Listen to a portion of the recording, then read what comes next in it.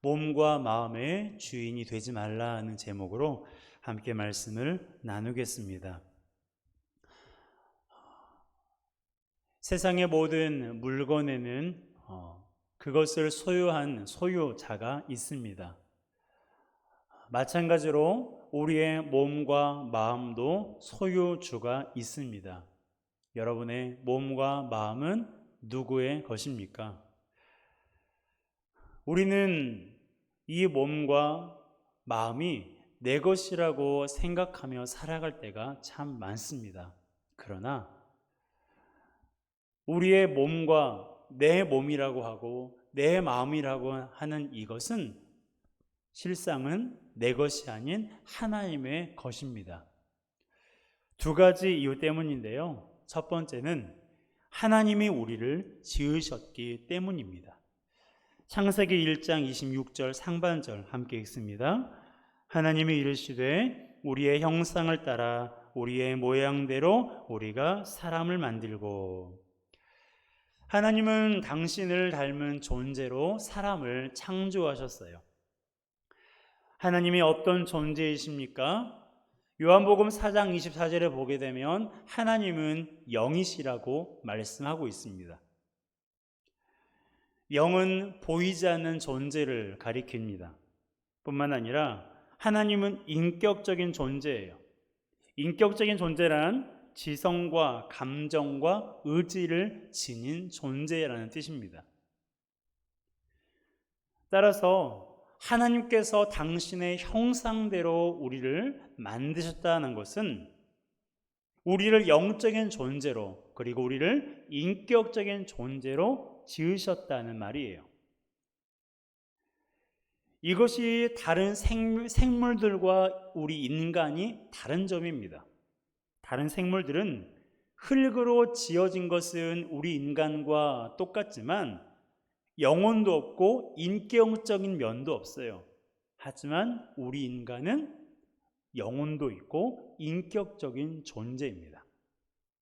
그것이 가능한 이유가 뭐예요? 하나님께서 우리를 그러한 존재로 지으셨기 때문입니다. 그러기에 우리는 우리의 몸과 마음은 누구의 거예요? 하나님 거예요. 내가 무언가를 만들면 그것이 내 것인 것처럼 하나님께서 우리를 만드시고 지으셨기 때문에 우리는 하나님의 것입니다. 믿으십니까? 또한 두 번째 이유는 하나님께서 우리를 구원하셨기 때문이에요. 고린도전서 6장 19절 20절입니다. 함께 읽습니다. 너희 몸은 너희가 하나님께로부터 받은 바 너희 가운데 계신 성령의 전인 줄을 알지 못하느냐? 너희는 너희 자신의 것이 아니라 값으로 산 것이 되었으니 그런즉 너희 몸으로 하나님께 영광을 돌리라. 아멘. 자, 성경은 우리 몸이 우리 것이 아니라고 말하고 있죠. 왜냐하면 값으로 산 것이 되었기 때문이라고 말하고 있습니다. 값으로 산 것이 되었기 때문에 우리의 몸이 우리 것이 아니라 누구 거라고요? 하나님의 것입니다. 그 값이 어떤 값입니까? 우리의 죄를 사하시기 위해 십자가에서 흘리신 예수 그리스도의 보혈이에요. 주님의 피값입니다. 그러니까 독생자의 피값으로 하나님께서 우리를 사신 거예요. 그렇기 때문에 우리 몸은 우리 게 아닙니다. 하나님 거예요. 하나님께 속하는 것입니다. 더구나 우리 몸은요, 몸뚱어리가 아니에요. 시간이 지나면 쇠약해지고 쓸모없는 그런 몸이 아닙니다. 우리 몸은 어떤 몸입니까? 따라할까요? 보배롭고 존귀한 몸입니다. 보배롭고 존귀한 몸이에요. 왜 그래요? 그 값어치가 어떤 값이기 때문에 그 값어치가 어떤 값이에요? 예수님의 피값이에요. 그렇기 때문에 우리는 우리의 몸과 마음이 우리 게 아니라 하나님의 것입니다. 그저 값싼 이 몸이 아니라 세상 어떤 것으로도 주고도 살 수 없는 보배롭고 존귀한 여러분의 몸이고 여러분의 마음이라는 거예요. 자, 우리 몸과 마음이 누구 거라고요? 제가 자꾸 물어보는 이유가 있어요. 이것을 우리가 잊어버리면 안 되기 때문입니다. 사람은요, 귀로만 듣기보다는 직접 말로 할 때 훨씬 더 마음에 잘 새겨집니다. 그러니까 우리가 아멘도 하고 우리가 찬양도 부르고 말로써 고백하는 거예요. 성경도 입술로 주라 시인하라고 그렇게 고백하는 것입니다. 말씀하고 있는 거예요. 여러분, 이 사실을 꼭 기억하십시오. 우리의 몸과 마음은 내 것이 아니라 하나님의 것입니다. 요셉이 이것을 너무나 잘 알고 있었어요. 그의 삶이 그것을 증명해 주고 있는데요. 나의 몸과 마음이 하나님의 것이라는 믿음을 가지고 살아갈 때 어떤 삶을 살게 되는지 요셉의 삶을 통해서 함께 들여다보았으면 좋겠습니다. 첫 번째로, 우리의 몸이 하나님의 것이라는 것을 믿는다면 우리는 몸으로 죄를 범하지 않아요. 요셉은 용모가 빼어나고 아름다운 사람이었습니다. 훈남이었어요. 미소년이었습니다. 당시 그의 나이가 10대 후반이나 20대 초였는데요.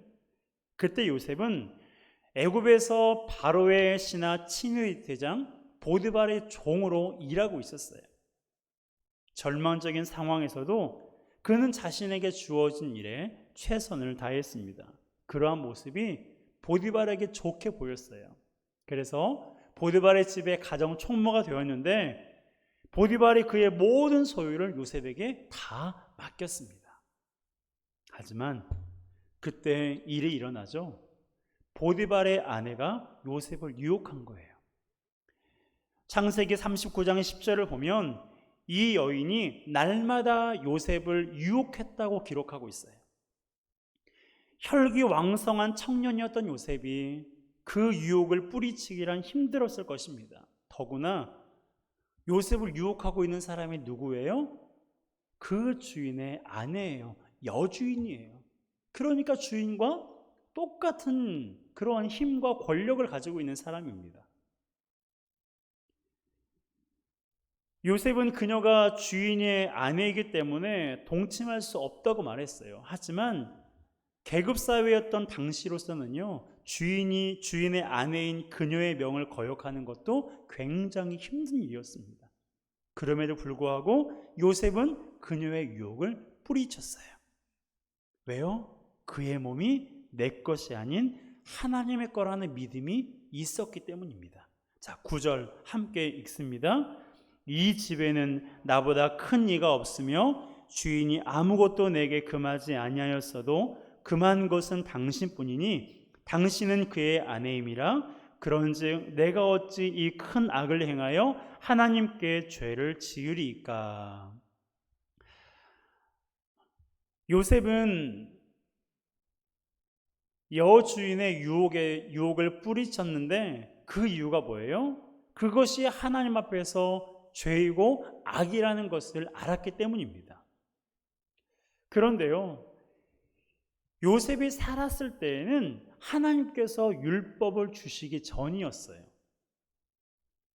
율법은 한참 뒤에 모세를 통해서 하나님께서 이스라엘 백성들에게 주셨지, 요셉 때에는 율법이 없었어요. 하나님께서 주시는 그런 법이 없었습니다. 그런데도 요셉은 남편이 있는 여인과의 동침이 하나님께 죄가 된다는 것을 알고 있었어요. 어떻게 알았을까요? 그의 양심이 그것을 알려주었던 거예요. 로마서 2장 14절에 다음과 같이 기록하고 있습니다. 함께 읽습니다. 율법 없는 이방인이 본성으로 율법의 일을 행할 때에는 이 사람은 율법이 없어도 자기가 자기에게 율법이 되나니 이런 이들은 그 양심이 증거가 되어 그 생각들이 서로 혹은 고발하며 혹은 변명하여 그 마음이 새긴 율법의 행위를 나타내느니라. 아멘. 자, 무슨 말이냐면 하나님의 말씀을 알고 있는 사람은 이것이 죄인지 죄가 아닌지를 알 수가 있는데, 하나님의 말씀을 알지 못하고 복음이 들어가지 않고 율법이 없었던 그 시대에도 하나님께서 율법을 행할 수 있는 그러한 여지를 행할 수 있게 하셨다는 거예요. 그것이 무엇 때문이라고요? 사람의 양심 때문이라는 것입니다. 그 양심이 증거가 되어 율법대로 살게 하셨다는 거예요. 그래서 요셉이 그걸 알고 여인과 동침하지 않았던 거예요. 요셉은 자기가 그녀의 유혹을 뿌리치면 어떤 결과가 초래될지 예상했어요. 일을 잘해서 가정 총무가 되었는데 그녀의 청을 거절하면 어떻게 되겠어요? 쫓겨나거나 억울하게 죽임을 당할 수도 있는 그러한 노예였어요. 그런 종이었어요. 그런데도 그 여인의 유혹을 뿌리쳤습니다. 다시 한번 말씀드려요. 그것이 하나님 앞에서 죄라는 것을 알았기 때문이에요. 요셉은 자기 몸이 자기 거라고 생각하지 않았습니다. 만일 그랬다면 여주인에게 몸을 내주었을 거예요. 그래야 쫓겨나지 않고, 그래야 억울하게 죽임을 당하지 않을 거라고 생각했기 때문입니다. 하지만 요셉은 그것을 두려워하지 않았어요. 9절의 말씀을 다시 한번 보세요. 요셉이 누구를 두려워하고 있습니까? 내가 어찌 이 큰 악을 행하여 보디발에게 내가 죄를 지을 수 있습니까? 라고 말했습니까? 아니잖아요. 내가 이 큰 악을 행하여 하나님께 죄를 지으리까? 여러분, 요셉의 이 고백은 우리 모두의 고백이 되어야 돼요. 그러기 위해서는 우리 몸이 하나님의 거라는 사실을 먼저 인정해야 됩니다. 그래야 이 몸을 죄에게 내어주지 않아요. 이 몸이 하나님의 거라고 인정할 때 죄와 타협하지 않고 몸을 함부로 하지 않습니다. 그리고 내 몸뿐만 아니라 다른 사람의 몸도 귀하게 여길 수 있는 거예요. 여러분, 이 몸의 주인이 누구라고요? 자, 따라할까요? 내 몸의 주인은 하나님이십니다. 내 몸의 주인은 하나님이에요. 이 몸의 주인은 하나님이십니다.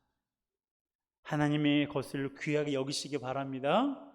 하나님의 것을 귀하게 여겨주세요.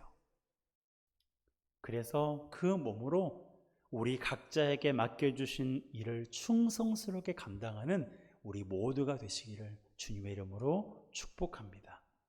두 번째로, 우리의 몸이 하나님의 것임을 인정할 때에 우리가 몸으로 죄를 범하지 않는데요. 두 번째로는 우리의 마음이 내 것이 아니라 하나님의 거라는 걸 인정하면 마음으로 죄를 범하지 않아요. 아시는 것처럼 요셉은 형들에 의해서 애굽의 종으로 팔려갔어요. 유학 간 게 아니에요. 자발적으로 간 게 아니에요. 돈을 벌러 간 것도 아닙니다. 형들에 의해서 팔림을 당했어요. 아버지 야곱에게 사랑받던 아들이 하루아침에 낯선 땅에서 낯선 사람의 종이 되어버린 것입니다. 그러니 얼마나 무섭고 두려웠겠어요. 장성한 어른도 이런 상황이면 어찌할 줄 몰라서 그 마음이 불안하고 두려울 텐데 겨우 17살이에요. 고등학교 1학년입니다. 그런데도 요셉은요, 하나님이 함께 하신다는 믿음으로 하루하루를 견뎠어요.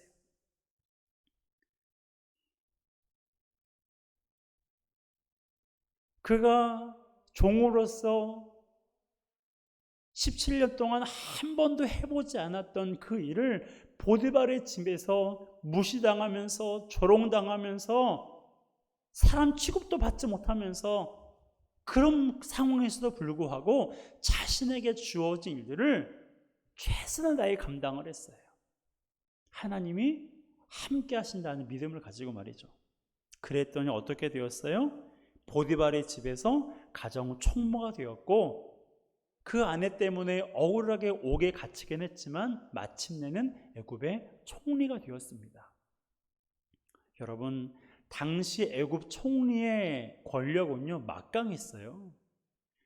애굽에 7년간 가뭄이 있을 때는 더욱 그랬습니다. 애굽을 포함한 주변 국가들이 7년의 가뭄으로 인해서 생사를 오갈 때 애굽에는 식량이 풍족했어요. 그 중심에 누가 있었어요? 요셉이 있었어요. 그러니 얼마나 애굽의 총리로서의 요셉이 그 권력과 그 힘이 막강했겠습니까? 그런데요, 요셉이 애굽의 총리가 되었을 때 누가 가장 두려워했을까요? 보디발의 아내이지 않았을까요? 보디발의 아내가 요셉이 애굽의 총리가 되었다는 소식을 듣고 도망갔을지도 몰라요. 죽임을 당할지도 모른다는 그러한 두려움이 있었을지도 모릅니다.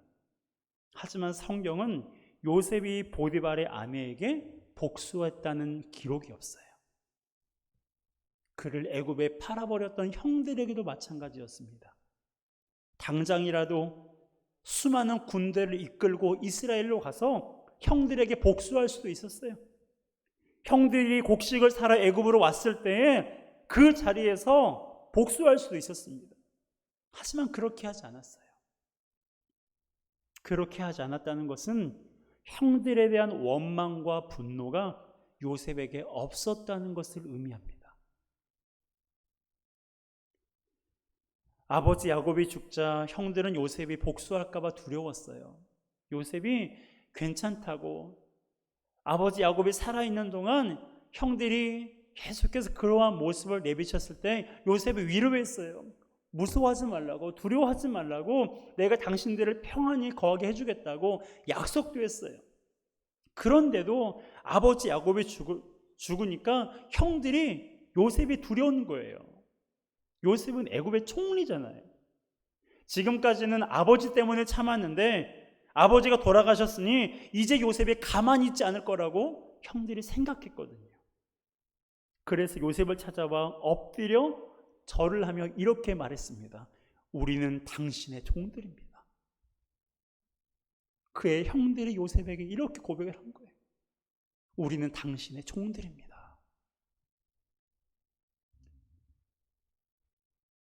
이때 요셉이 다음과 같은 말을 했어요. 창세기 50장 20절과 21절 상반절입니다. 함께 읽습니다. 당신들은 나를 해하려 하였으나 하나님은 그것을 선으로 바꾸사 오늘과 같이 많은 백성의 생명을 구원하게 하시려 하셨나니 당신들은 두려워하지 마소서. 요셉도 처음부터 괜찮지는 않았어요. 요셉이 형들에게, 애굽에서 만나던 형들에게 했던 말 가운데 그런 말이 있어요. 내가 당신들에게 살려달라고 그렇게 애원했는데 그럼에도 불구하고 당신들이 나를 팔았다라고 고백을 했어요. 그걸 보면 요셉이 애굽에 와서 형들에 대한 원망, 형들에 대한 그런 복수, 그런 마음들, 그런 분노가 요셉 안에도 있었어요. 그런데 시간이 지나고 총리가 되어서 많은 백성의 생명을 살리게 되는 걸 보니까 하나님께서 이때를 위해서 나를 애굽에 보내셨구나. 그때 깨달은 거예요. 그 전까지는 몰랐어요. 왜 내가 도대체 뭘 잘못했길래, 내가 도대체 어떤 죄를 지었길래 하나님은 나에게 이런 고통을 주시고 형들은 나에게 왜 그렇게 몹쓸 짓을 했나 라는 그런 마음에 요셉이 너무너무 힘들었어요. 그런데 하나님께서 그를 총리로 세우시고, 총리가 된 게 문제가 아니에요. 총리가 되어서 수많은 사람들의 생명을 살리게 하시는 걸 하나님이 하시는 걸 보니까 그제서야 깨달은 거예요. 아, 형들의 방법은 악했지만, 형들이 나에게 한 것은 너무너무 악했지만 하나님은 그들의 악도 선하게 바꾸셨구나. 그제서야 깨달은 거예요. 이걸 알고 나서야 형들에 대한 원망과 분노가 사라진 것입니다. 그리고 나서 누가 나타났어요? 애굽에 형들이 나타났어요. 여러분, 이것이 하나님의 은혜이지 않겠습니까?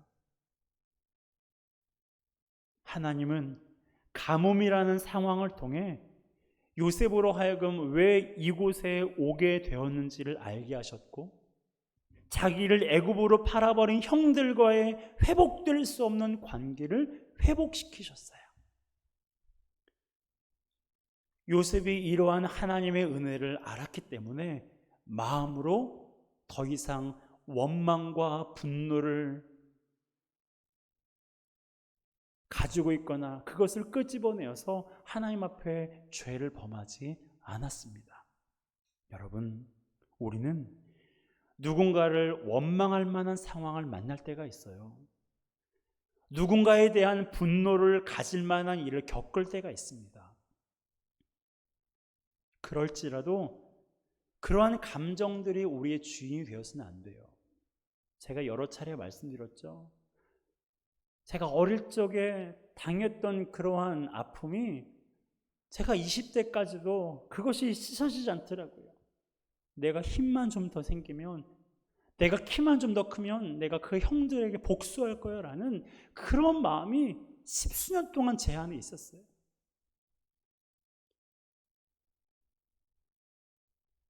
그런데 그런 감정을 갖고 있으면 갖고 있을수록 더 힘든 사람이 누구예요? 바로 나예요.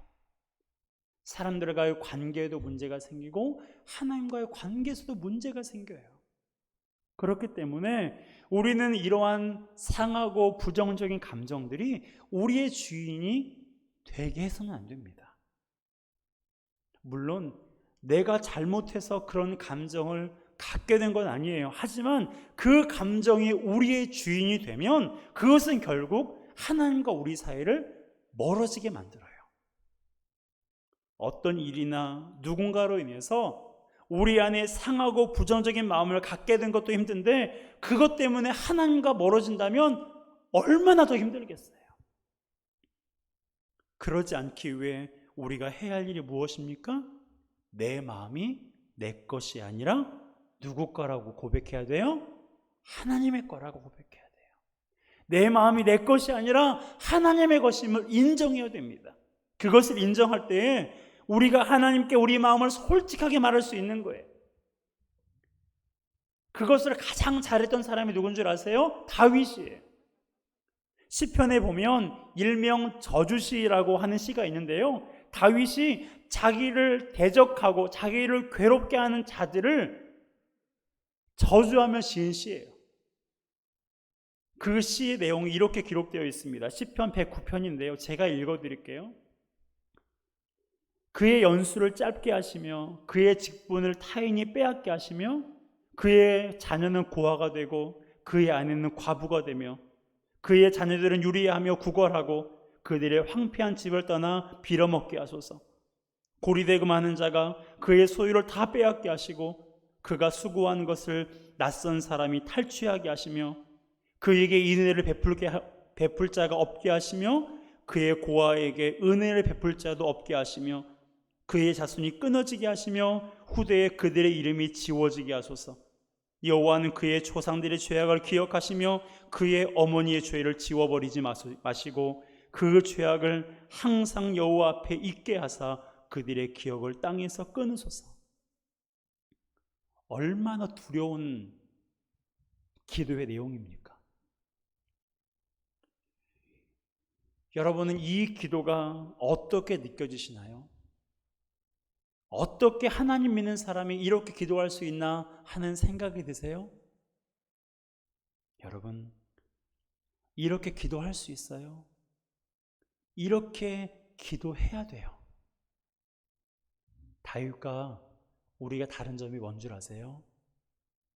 다윗과 제가 다른 점이 뭔 줄 아세요? 우리는 이러한 말을 사람에게 하고 이러한 생각들을 내 머릿속으로 하지만 다윗은 하나님께 했다는 거예요.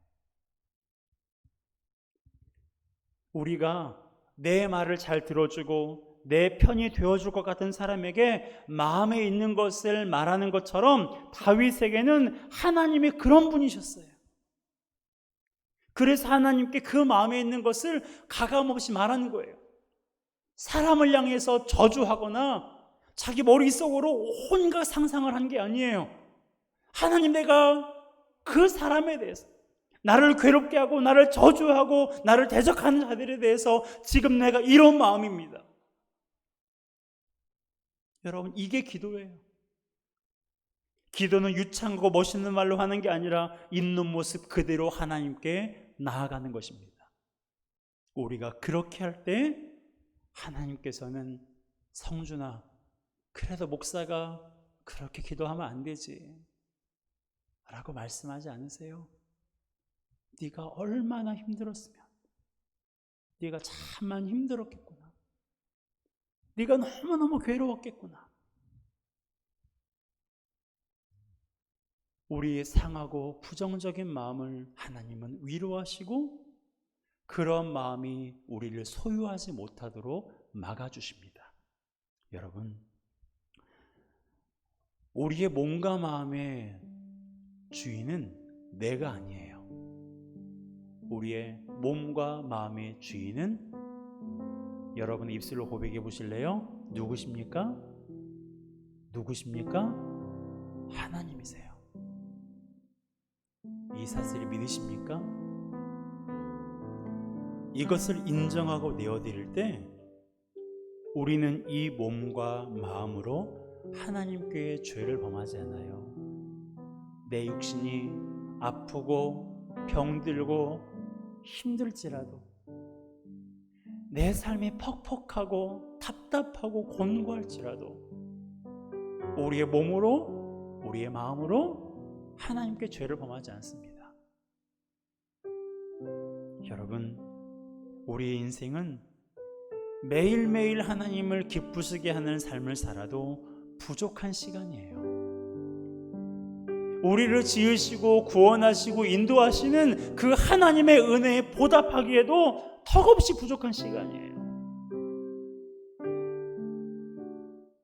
그러한 짧은 인생을 우리가 살아가고 있는데, 이러한 짧은 인생을 살아가면서 내가 주인 되지 말고, 내가 내 몸의 주인, 내 마음의 주인 되지 말고, 내 몸과 마음의 주인이 하나님이심을 인정하며 하나님께서 내 몸과 마음을 다스려 주시고 하나님께서 내 몸과 마음을 통하여서 당신의 뜻을 이루어 주시기를 간절히 구하는 우리 모두가 되시기를 주님의 이름으로 축복합니다. 여러분, 우리는 수도 없이 몸으로 죄를 지어요. 때리고 욕하고 조롱하고 미워하고 원망하고 분을 품고 판단하고 정죄하는 수도 없이 마음으로 죄를 범합니다. 왜냐하면 내가 내 몸과 마음의 주인이기 때문이에요. 내 몸 가지고 내가 하는데 무슨 상관이냐고, 내 마음 가지고 내가 하는데, 내 생각 가지고 내가 하는데 무슨 상관이냐고, 내 거라는 그런 마음이 있기 때문에 우리의 몸과 마음을 함부로 하는 것입니다. 하지만 내 몸과 마음이 하나님의 것임을 인정할 때 우리는 죄를 이길 수 있어요. 하나님께서 죄를 이기게 도와주십니다.